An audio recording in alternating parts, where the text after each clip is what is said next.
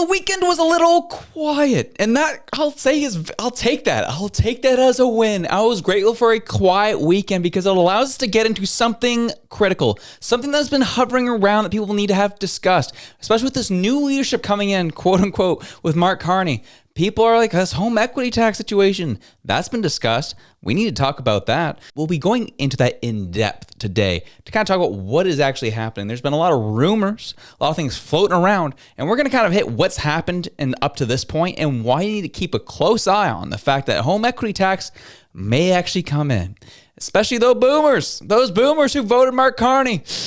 Your home equity might be getting taxed to make things more fair for the young generation. You know that generation you've been saying is a bunch of lazy bums? Yeah, government's coming for your home equity possibly, so we'll see what happens. And then I know the second question you have is, Josh, why is your face so red? And I'm like, to that I say, well, I played a round of 18 holes today. Got my face lit up by the sun, and here we are. Now you're going to get a bunch of red-faced Josh for this afternoon's episode. Plus, Donald Trump adds more tariffs to the film industry. And this actually is going to have a bigger impact than we even realize here in Canada. So we're going to get into all of it. Before we do that, take the time, please share, like, and subscribe. It really helps grow the channel, helps me feel good about myself, helps warm my soul, and helps push a different perspective forward to challenge and offer a different perspective that the mainstream media simply doesn't offer.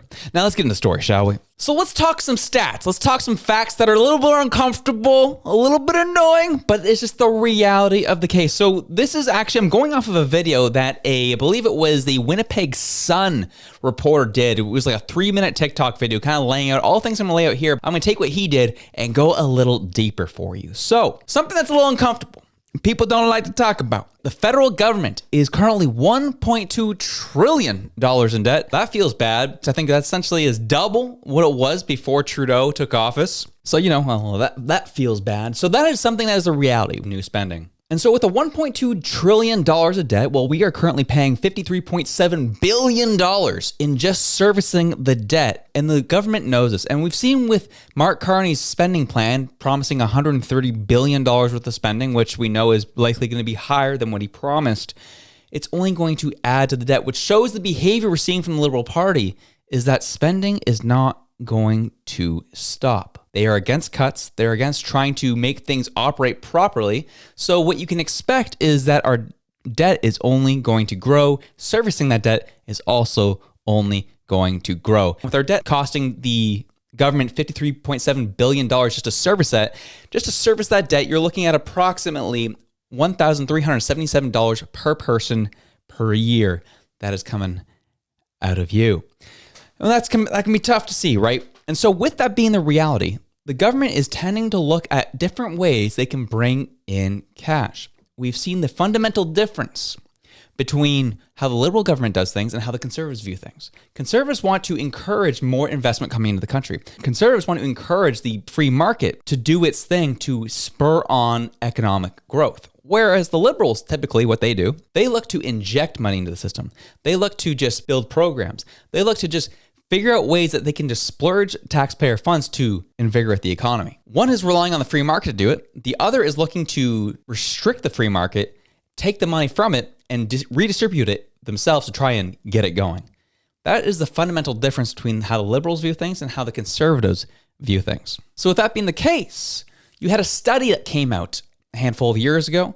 CMHC funded an organization called the National Housing Strategy Solution Labs Program, which then gave way to Generation Squeeze, which is an organization that looked into how they could possibly tax home equity in order to make housing more fair. You hear that right? Taxing home equity in order to make it more fair for the younger generation.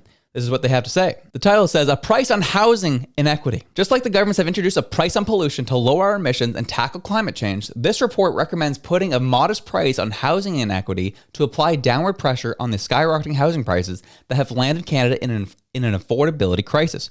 We can start down this path by adding a small surtax starting at 0.2% and peaking at 1% on homes valued over $1 million. But don't worry. Do not worry, folks. The surtax would only apply to the top 10% most valuable homes and won't cost 90% of Canadians a penny more. Well, we've heard this before, haven't we? It's going to benefit 8 out of 10 families in Canada, right? Right. The surtax would help to disrupt Canada's addiction to high and rising home values by signaling the earnings from hard work shouldn't be taxed more than wealth homeowners gain from rising home prices while they sleep and watch TV. The surtax would help disrupt the tax shelter that protects the trillions in added housing wealth homeowners have gained since 1977. Just like offshore tax shelters motivate moving money out of Canada to preserve assets, the home ownership tax shelter motivates us to bank on rising home prices to gain wealth. By turning home ownership into an investment strategy, this system is crushing affordability and harming younger and future generations. It's time to protect real shelters, not tax shelters. And this is the point I'm making. The progressive mindset is we need to figure out ways to tax your home equity. Our government policies have created the atmosphere for this to happen, but we're going to add even more tax. We're going to add even more policy to make sure that we then extract more out of the system. Instead of, I don't know, Poilievre's plan, reducing red tape, trying to increase building, trying to increase supply in order to naturally bring prices down, rather than trying to tax people who already have a house and disincentivize them to hold on to their homes. That is how they work. And what they're thinking with this plan is that, again, this is just a policy idea that they've been spitballing, right? This is just a think tank who thinks that this is the way to go, that you put a surtax on these homes that accumulates year over year and compounds, and then you just pay out the tax when you sell the home, or, hear this, or you give it to someone in your family, i.e.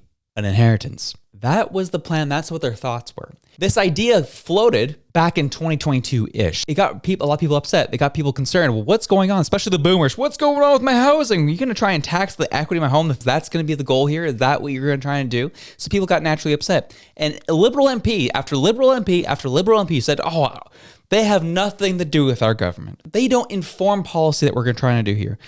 That was just something the CMHC indirectly funded, and we have nothing to do with it. And that was kind of how they talked it away. And then, you have Franco Terrazzano, who runs the Canadian Federation of Taxpayers, who acquired documentation that proved that the head of this think tank met with Trudeau to talk about this very idea. Documents show PMO staff held meetings on home equity taxes. Staff in Prime Minister Justin Trudeau's office met with a group that received funding to produce a report recommending a home equity tax, according to new documents obtained by the Taxpayers Federation. During the election, Trudeau told voters he wasn't going to impose a home equity tax. So why are his staff meeting about home equity taxes? Asked Franco Terrazzano, federal director of the CTF. If Trudeau wants Canadians to believe he's not coming after our homes, then his government should stop acting like it's considering a home equity tax. When Canadians sell the home they own and live in, their primary residence, they do not pay taxes on the proceeds. A group called Generation Squeeze received funding from the CMHC to study housing policy. The resulting report includes recommendations for a home equity tax. The Trudeau government insists is not studying a home equity tax and would not bring in the tax. Despite the denials, the CTF obtained emails noting that at least 2 meetings with the Prime Minister's office and the head of Generation Squeeze, Paul Kershaw. Kershaw said he planned to meet with the PMO staff on November 18th, 2021. Just keep you in the loop, wrote Kershaw on November 16th, 2021. And CMHC's executive, Debbie Stewart, I will be briefing the PMO on Thursday, November 18th, about our Solutions Lab report, including giving them a briefing about the tax policy recommendation. We went back to PMO a few weeks later. I had a second meeting with the PMO today, wrote Kershaw to Stewart on December 10th. It makes me giggle to write this because the way our lab has been politicized would lead many to think the PMO is keenly aware of the lab and all of its activities, and that I have some magical direct access, if only. The CTF asked the PMO about the meetings, but did not respond by the time of publication. The CMHC spent $250,000 on the Generation Squeeze report, which included recommendations targeting the housing wealth windfalls gained by many homeowners while they sleep and watch TV. This is a concern. Again, the study's been kind of floating around 2020, 2021, 2022, and then it really got publicized in 2022. People got really fired up. And then it's kind of gone dormant. People not really talking about it. However, as I said, with this quote-unquote new liberal government, they are actively trying to spend more money, meaning they're going to have to find more money elsewhere, and they're not doing anything to really spur their private sector. More public money is being filtered into it to try and get things going. How is that going to help? This is why this conversation has come back to the surface of where are they going to be looking to get their money. We know that investment's not really going to be coming here anytime soon. based on what their plans are. So naturally, one of the last things they can tap into is home equity that is currently untapped at $3.2 trillion here in the country. And if they add this home equity tax, they hypothesize that they could be getting about $5.8 billion per year through doing this. And that's why this has gained traction yet again. People are concerned that they would be looking to surface this only if Mark Carney actually got a serious mandate and looked to get a majority government. What people are worried about right now, we talked about last week, is Mark Carney took a very conservative approach in his presser. He really echoed all of Poilievre's policies, and saying that's what he wants to do. People are concerned about this because what he could likely do here, and the reason why it was confusing is because it flew in the face of everything he's ever written about, everything he's ever talked about, everything he's ever believed in, that we have documentation of, whether it be books, videos, or press conferences, or media appearances, have shown that he is against everything that he even talked about in that press conference. So people are just like, where is this going? What is he actually trying to do? And people are concerned that he might be trying to continue to drum up and bolster that moderate base to get himself a majority government. So we could actually be looking at potentially he could have a decent summer, go into a solid fall, and he could be early next year. He might just call another election if things are going well so that he can get his majority to start pushing his agenda. And that's why this stuff is concerning. And that's why people are freaking out about a potential home equity tax, because we know that the ideas that they've proposed aren't working. They're continuing to push them. There's only so many other places that can look to get taxpayer funds. And this is one of them. Not saying it's going to happen, just saying it's a concern that people have at this present time. And people have this concern because another tariff hits the Canadian economy relatively hard yet again. Trump to order 100% tariff on all movies produced abroad. US President Donald Trump said Sunday he was ordering new tariffs on all films made outside the United States, claiming Hollywood was being devastated by a trend of US filmmakers and studios working abroad. The announcement comes as the White House is coming under mounting criticism over its aggressive trade policies that have seen Trump impose sweeping tariffs on countries around the globe. I'm authorizing the Department of Commerce and the United States Trade Representative to immediately begin the process of instituting a 100% tariff on any and all movies coming into our country that are produced in foreign lands, he wrote on his Truth Social platform. This is actually a big deal to our economy here in Canada to a degree, specifically Vancouver, Toronto, and also Nova Scotia. As we've seen a lot of productions happen here recently, one of the biggest ones that's been filmed here consistently is the TV show From, which is one of the biggest TV shows on Paramount Plus currently. This is documentation from 2022 of the amount of money that the film industry brings into Canada. And this is what the important part is to look at. 57% of the money that comes from the film industry comes from outside the country. We only drum up close to 33% from our own industry here in Canada, and 9% comes from the likes of CBC and those of the like. So 57% of our movie industry is coming from the outside, attracted by incentives. We have about 2 federal incentives. One is the Canadian Film or Video Production Tax Credit. This refundable tax credit provides up to 25% of qualified Canadian labor expenditures for Canadian-controlled production companies. And there's number 2, Film or Video Production Services Tax Credit. This refundable tax credit offers 16% of qualified Canadian labor expenditures and is available to both Canadian and foreign-owned production companies. And this is just 2 federal programs that are offered on top of all the provincial programs, depending on where you decide to film your TV show or movie. We have bolstered our film industry based on tax credits that we offer to people coming in, which is fine. That's what governments do. You want to infuse capital into your region, then you're going to offer tax credits to bring them over here. The problem is 57% come from abroad. One of the jokes that's always been about Canada is we've never really been good at exporting culture. We don't do a lot here that we are able to export abroad. It shows here that we only bring about 33% on our own TV shows and our own culture, our own movies. 57% is coming from abroad. One of our biggest exports is probably Schitt's Creek, which was a CBC show that then got really big and ended up making it huge in the States. And we've had a handful of shows over the years.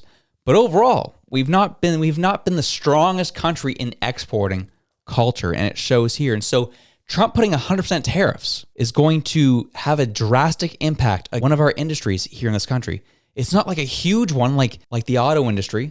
However, it's huge to Vancouver, it's huge to Toronto, it's huge to Nova Scotia, and we are going to see some serious pressure put on us yet again because we rely on others so much to be able to hold up this economy. We don't rely on ourselves. And Mark Carney's plans of making 13 economies into one and essentially trying to get the Canadian government to own everything. He wants the government to own key elements of infrastructure. He wants the government to own pipelines, which never should have been the case. The goal of the government is to encourage investment and bring in big players to buy up and build infrastructure in our country that then the government benefits off the result of, not owning the actual infrastructure. Because I don't know, I've heard that before, and it doesn't really go well in a lot of countries where the government just owns everything.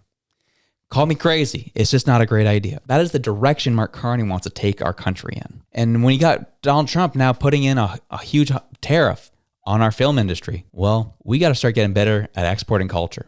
I'll say that right now, and we'll see how this goes for the likes of Vancouver, Toronto, and us here in Nova Scotia. It is fascinating. We'll see where it goes. And we have Mark Carney going to DC tomorrow to meet with Donald Trump, and we'll be here to report on all of it. Anyways, have yourselves a good one. I'm out.